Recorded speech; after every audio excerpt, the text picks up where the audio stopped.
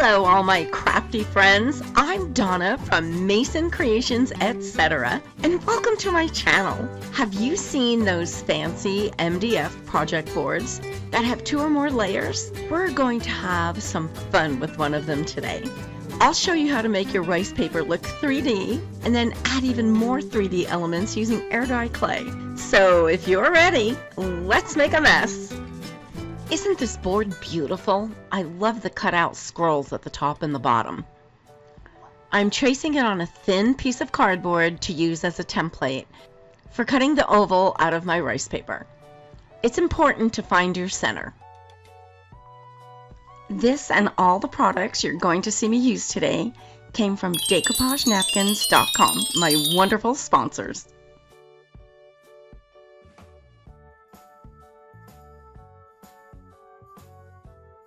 I marked the center and then cut out the oval. I cut away a little bit on the top, bottom, and sides so I would be able to line it up on the rice paper. If you don't wish to see the captions, you have the ability to turn them off. Tap your screen, go into the settings icon in the top right corner, click on captions, then turn off captions. I lightly taped my template to the rice paper and marked off the oval with a pencil. I cut a tiny portion with a blade to get it started so I can cut the rest of the way with scissors. I'm using Dixie Belle chalk paint in the color Cotton as a base coat. Whenever decoupaging, make sure your base paint is a light color such as white or a very light cream. Any dark colors will show through your rice paper or napkin, making your image look muddy and dark. I used my template to mark the oval in the center to guide me in laying down the rice paper.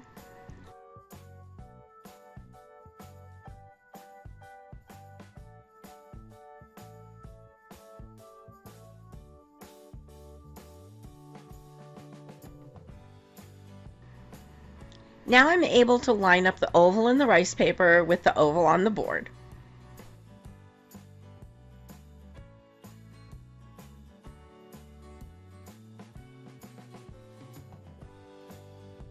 I'm using Polyvine's Decorator's Varnish as my decoupage adhesive today. All of the Polyvine varnishes can double as a decoupage adhesive. They are a varnish and not a glue, so they all dry crystal clear and will not yellow over time. I prefer them to the popular brand of decoupage glue. I sprayed a little bit of water on the rice paper to make it more pliable. The water also helps to reduce bubbles and wrinkles.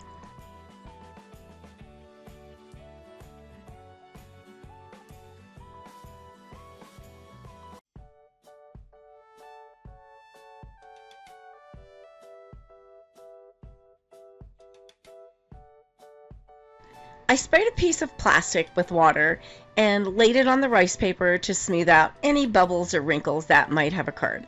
And I smoothed out the rice paper by brushing the varnish over top. DecoupageNapkins.com has such a great selection of napkins that you can purchase one at a time. They carry many other craft supplies such as rice paper, paint, clay, molds, and a great selection of Polyvine products. Over 8,000 products and growing. They are wonderful to work with and will send your order out fast.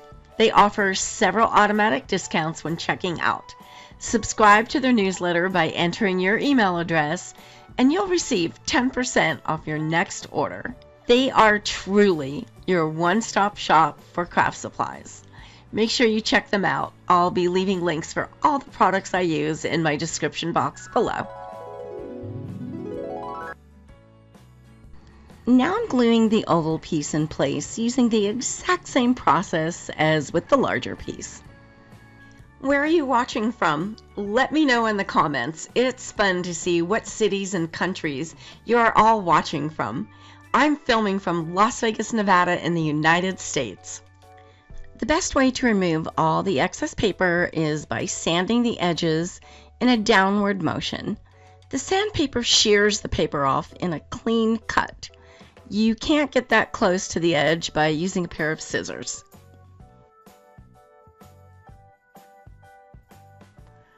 Now the holes from the scrolling at the top and bottom are a different story. I'm using a craft knife to trim the paper out of the holes. Please be careful when using a sharp blade. I much prefer using the sandpaper.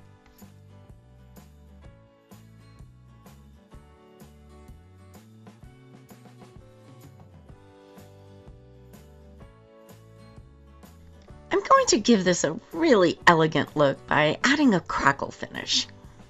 I'm using Pentart's Fine Line Crackle Varnish. It's a two-part system and I'm brushing on component number 1. I'll let that dry for about an hour or so until it's clear.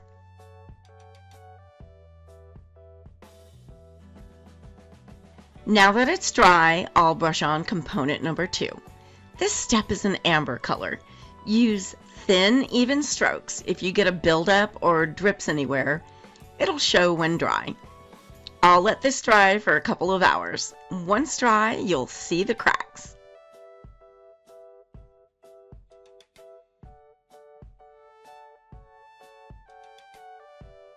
I have some amazing cracks now, and I'm going to add some antiquing so you can see them. I'm using Pentart Antique Paste. It's solvent-based, so it's safe to put over fine line crackle. I'm rubbing it into all the cracks and then wiping it off with a dry, soft cloth. Make sure you do not use a wet wipe. Now that it's dry and I have some beautiful cracks, I'm going to protect it with Pentart's solvent-based varnish in a glossy finish. They are formulated to work together.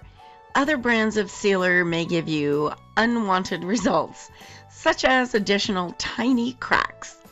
Please note that you can only give this one coat of the clear varnish, which is really all you need. It's very shiny and looks like porcelain. Additional layers will crack. I'll let this dry for several hours. Also, please note that you cannot use any water-based varnishes over the fine line crackle. It will ruin your crackle finish.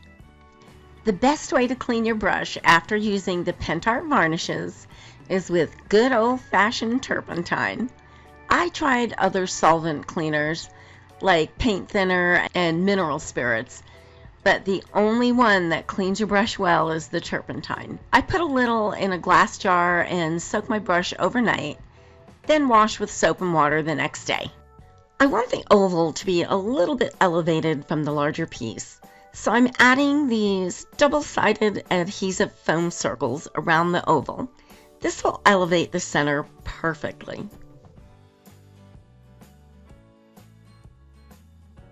If you're enjoying this video, please let me know by hitting that like button.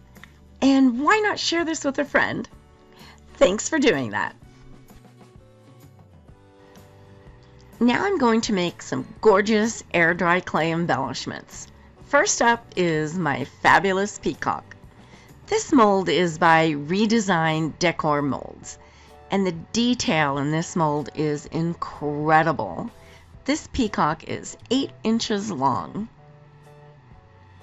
I dusted my mold with cornstarch for easy releasing, and I'm using Das clay. This clay is great for when you're going to glue the clay to your piece when it's still wet, because it has very little shrinkage.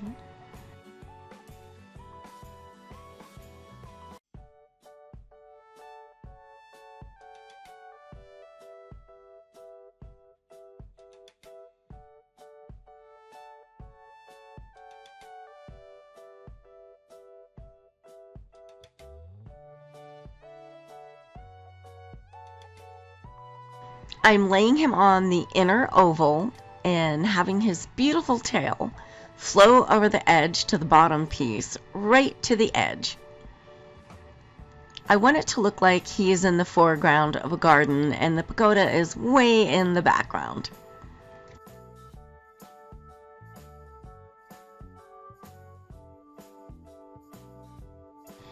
This is another redesigned mold called Aviary. It has birds and some beautiful flowers and leaves. I'm going to make some flowers to go around the edge of the oval centerpiece. These are a little bit delicate, so after I put the clay in the mold, I'll put them in the freezer for about 10 minutes for easier unmolding. It keeps them from breaking apart.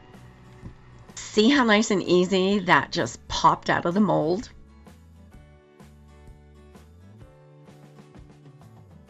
I test all the products that I recommend in my videos. I won't recommend anything that I haven't used myself and prefer. If I'm recommending it, you can bet it's a great product. Each product will be listed in my description box below and will have a blue link to make it easy for you to find. Any of the links I provide are safe for you to click on.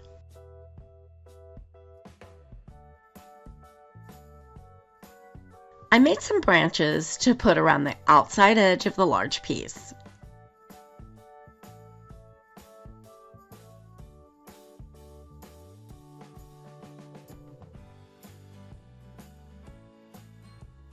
I decided to make some single little flowers to put here and there around the branches. They just looked a little too bare.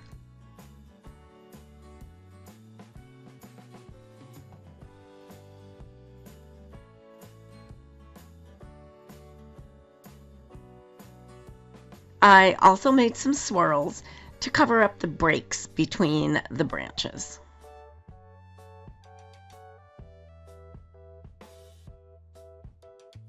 If you'd like to be notified anytime I upload a new video, click the bell.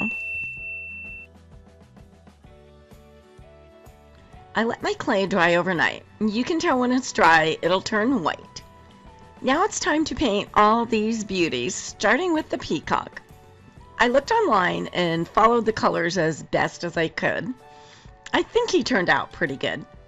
All of them that I saw had an iridescent electric blue neck. This paint in the color cobalt worked perfectly. I used Pentart Country Blue for the wings. Most of the paints that I'll be using today will be Pentart. They are my favorite paint. I love that they are thick and creamy and give excellent coverage. Usually one coat of paint will do it. I painted his tail a dark green and did some dry brushing with a lighter vintage green.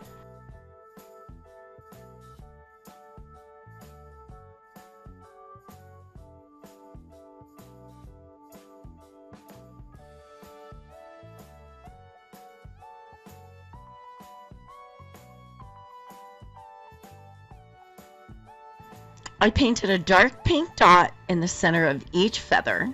Paint color is mallow.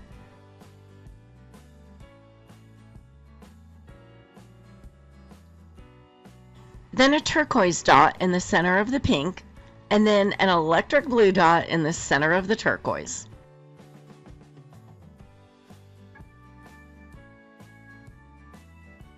I did his beak off-white, which is almost a light grayish bone color. I also used that same color around his eye and the feather plume on his head. I put electric blue dots on top of the feather plume.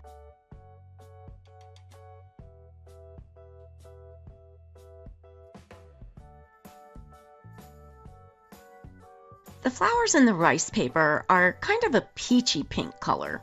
So I mixed the colors rose and compact powder together to match it. I used the mix to paint all the flowers on my piece.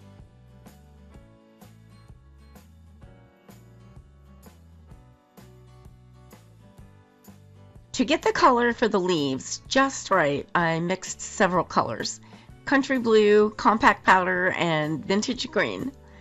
I'm not really matching any particular color in the rice paper, but I wanted a green that blended nicely with the colors that are in the rice paper.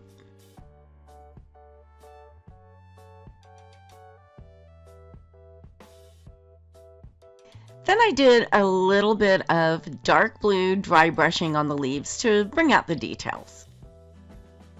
When dry brushing, dip just the tip of your brush in the paint and then wipe off almost all of it on a paper towel. Then gently rub your brush over the clay very lightly. I mixed the color mallow with some water to make it really runny. I dripped it on the flowers and then dabbed some of it off. This gave the flowers some depth and brought out the details as well. In nature, flowers are never one solid color, so adding this made them look a little more natural. Okay, now this is going to be fun. This paint has been in my stash for literally years, and I think I've only used it one other time. It's an iridescent turquoise and purple. So perfect for a peacock, right? I don't want it to cover up all my colors, just enhance them. I mixed it with some water, making it runny, and then brushed it over the entire peacock. It really gave him the iridescent look that peacocks have. For the branches, I mixed up so many different colors. I just kept putting in more colors until I liked it. And it ended up matching some green that was in the rice paper, which was a happy surprise. I started off with a tan and then added dark blue and dark brown. And all those colors together created a really pretty gray-green. I'm working on some great projects for the upcoming weeks. Here are a few things in the lineup. I'll be doing an altered wine bottle with an Italian winery theme, an inverted canvas with a bird theme, a ballerina, and some mason jar decorating. You'll want to subscribe so you don't miss any of them. After I was done with the painting, I added some varnish to just the painted clay elements. You don't want to add another coat of varnish to the background or it will start cracking again. Now I'm going to add some antiquing to the flowers, leaves, and around all the embellishments. This will give everything some depth and make it stand out, giving it a great 3D look. I'm brushing it in all the cracks and crevices and then wiping it off with a soft, dry cloth. Because of the clear varnish, I'll be able to wipe it off the surface and letting it remain in the cracks. If you don't varnish before antiquing, it'll grab onto your paint and you won't be able to wipe off any of it. So always varnish before antiquing. It also brings out all the details of your molds.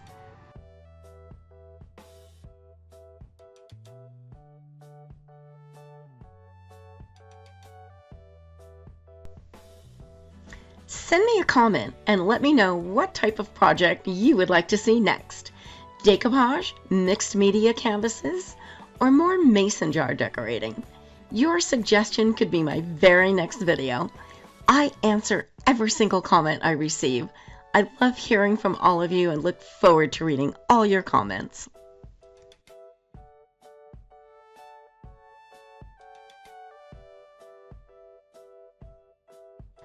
Look at how everything just stands up off of the background now. Now for some highlights and added iridescence. I'm going to add some metallics wax rubs. Here and there, I'm adding sweet rose to all the flowers. It'll highlight them for some extra beauty. I'm adding blue lagoon and mint sparkle to the peacock tail. The green really looks amazing. It really gave it that peacock look.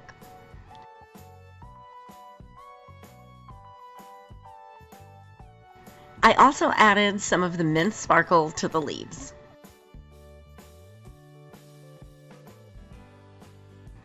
I added white gold to the branches. I missed filming it, but I added some dark blue dry brushing to his wings. I had a mix-up with the on-off switch on my camera. It was a blonde moment, but it added some shadowing and depth to his wings. Also, I put little gold dots in the centers of all the flowers. Now for the last piece of this puzzle. These are really tiny rhinestones for fingernails. I'm gluing a black one for his eye. Don't forget, all of the wonderful products I'm using today can be found at my favorite place for craft supplies, decoupagenapkins.com, and I'll leave you links in my description box below.